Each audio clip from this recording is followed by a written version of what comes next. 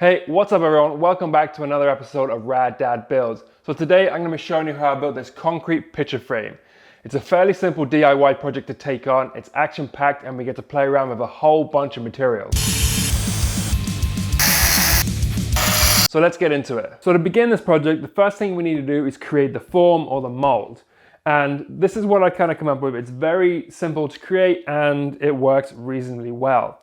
And the reason for this is so that it holds the concrete in the shape of what you want until it's fully cured and dried. So for me on this project, I'm using 3/4 inch sheet and plywood, which is specially designed for working with concrete as one side has a paper face, so it doesn't leave any dents or prints behind on the concrete once cured. It just comes out with a nice, real smooth finish, which is exactly what I want. Though these are offcuts from a previous project and they do come at a bit of a price. So alternatively, you can just use standard plywood, though it will leave the grain of the plywood in the face of your concrete, which could look good, but for me personally, I wanted a super smooth finish, so that's why I'm using this. If you don't want to buy sheath and plywood yourself, you could also get like a melamine or like an MDF, but you will have to line the inside of your mold with a release agent spray or some tug tape, which is my preferred method, so that the mold doesn't stick to the concrete while it's curing and just create a big mess. So to make this simple U-shape, you have to rip down your material. And the size of your rips really depend on two things. One, the thickness of the material that you're using. For me, it's 3/4 inch. And two, the size of the picture frame that you want. So I wanted a 2.5 by 1 1/4. So I ripped 2 strips at 2 inches and then one at 2.5 on my table saw.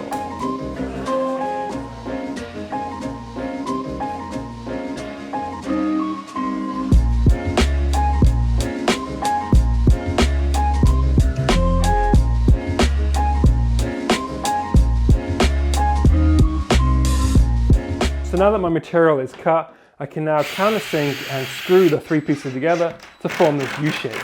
Remembering not to use any wood glue because when the concrete is cured, we've got to take it apart and that will make it very difficult. And you also want to make sure that the underside is nice and flat so that the inside remains nice and consistent. Okay, so now that we have the material made up of the form, it's now time to cut it to the size of the frame that we want. And for me, I wanted a long-ish kind of shallow one so I can fill it up with some broken skateboards to create another art piece out of some of the leftovers that I had from a previous project. I also wanted to create another one to accommodate a poster that I have too. Because my frames are either going to be square or rectangle, I'm going to cut my form material on my miter saw at a 45-degree angle to kind of accommodate the sizes that I want. Now that all the pieces of my form are cut, it's now time to glue the miters together. And for me, I'm going to glue them together using 2P10, which is like a super glue. It's like a 2-part. So you glue one side, spray the other, and it's an instant bond. And it's strong enough to stay together while the concrete is in there and curing. You can use like a standard wood glue or something like that, but you will have to clamp it or tape it or somehow hold it together until the glue dries. I like this stuff because it's nice and instant. Okay, so the forms are glued together and I'm super happy with the layout and the size. I've gone ahead and cogged the inside corners just to give that nice transition and get rid of that sharp point. So we're pretty close to pouring the concrete, but there's a couple more things that I need to add. One of those is the rebar. So I cut some rebar to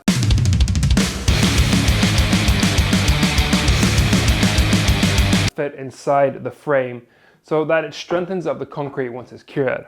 I also got some fencing wire which I twisted up in my drill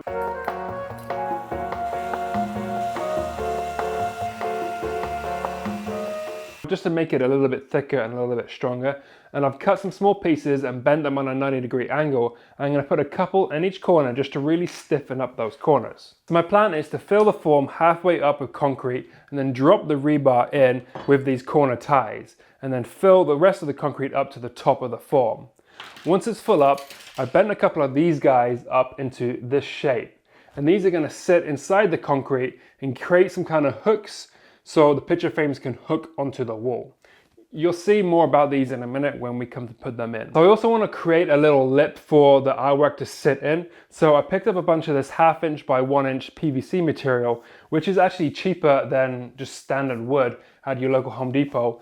And I'm going to sink this in once the concrete is flush so that the artwork can kind of snugly fit inside there. So once we've cleaned out the forms, we're pretty much ready to add the concrete. So my plan is to mix them up and then fill it up about halfway, and then we'll talk about the next steps. Yeah.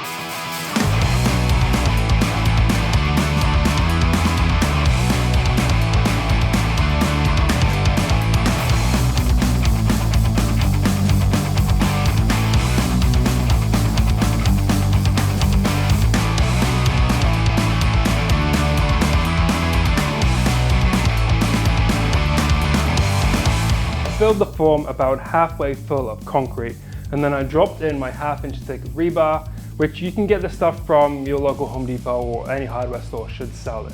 And you simply just cut it to length with an angle grinder and a disc, or often they'll cut it at the store for you, but for me I got one here so I can just cut it to the size that I need. I also went ahead and vibrated the concrete with my Sawzall, but you can use anything that creates some kind of vibration like a sander or a jigsaw, and that just simply gets all the air bubbles to release up to the top so you don't get all those little pits. I want some of those little pits and those little holes, so I'm only going to vibrate it a little bit, but if you want a super clean, super smooth finish, vibrate the heck out of it. And for the actual concrete, I'm using Quikrete, but it's like an extra strong Quikrete. So it's pretty much the same stuff as you would get that you fill the post holes, and you can buy this from your local lumber store. I got this from Home Depot, and it's pretty much the same price as standard Quikrete, but it's a little bit stronger because I wanted to be able to be comfortable having this hung up above my brand new desk, which has glass and all that kind of stuff, and there's going to be a bit of weight to it, so I want it to be nice and strong. So I got the extra strong stuff. I don't know how much difference it's going to make, but at least I'll be able to sleep at night. Now that all the boring stuff is covered, let's fill this form up to the top and fill up the second one. Yeah.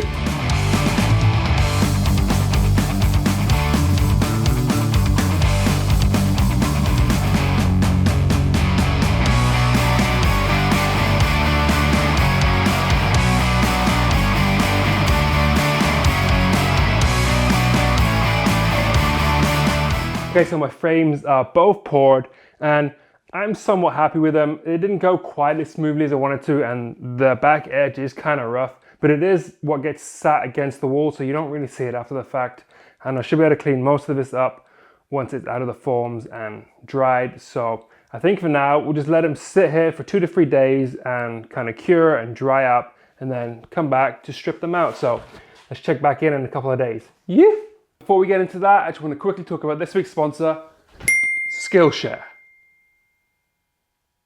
Skillshare is a rad online platform with thousands of inspiring classes to explore new skills, deepen existing passions, or just simply get lost in creativity. They have many different classes to suit everybody's interests and needs, from videography to photography, from color grading to video editing, and they even have woodworking classes now, which is awesome. So you can really show off those finished DIY projects. Premium access gets you full unlimited access to all the online courses that are just right for you. Personally, I've used Skillshare a lot as creating videos is still fairly new to me, and I'm constantly seeking out to better my skills. This is where Skillshare comes in. I've recently come across Jordy Vanderput's class, Introduction to Lighting and Videography.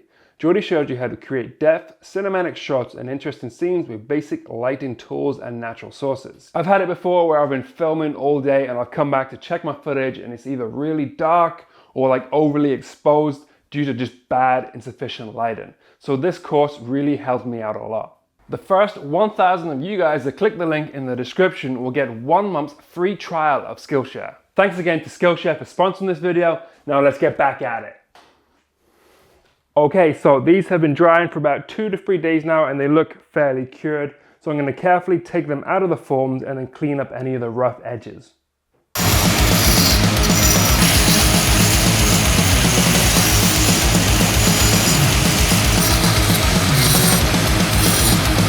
Okay, so both of the frames are cleaned up and I'm pretty happy how they've turned out. So I think next is to start attaching the artwork to go inside here. Cut 2 1/4-inch MDF backers to sit perfectly inside the little cleat that we created for the art to sit in. So this tall skinny frame, I wanted it to house a art piece that I'm gonna make out of some of my broken skateboards. So what I did was I siliconed the 1/4-inch backer to the back of the frame and then cut some of the skateboards into squares to fit perfectly snug inside the actual front of the frame, and then silicone those down into place. Because this is a kind of unique size, it's never going to get replaced, so I'm happy to just let it be there permanently. So with this one, I wanted it to house one of my posters, and I want to be able to change the posters out from time to time in the future.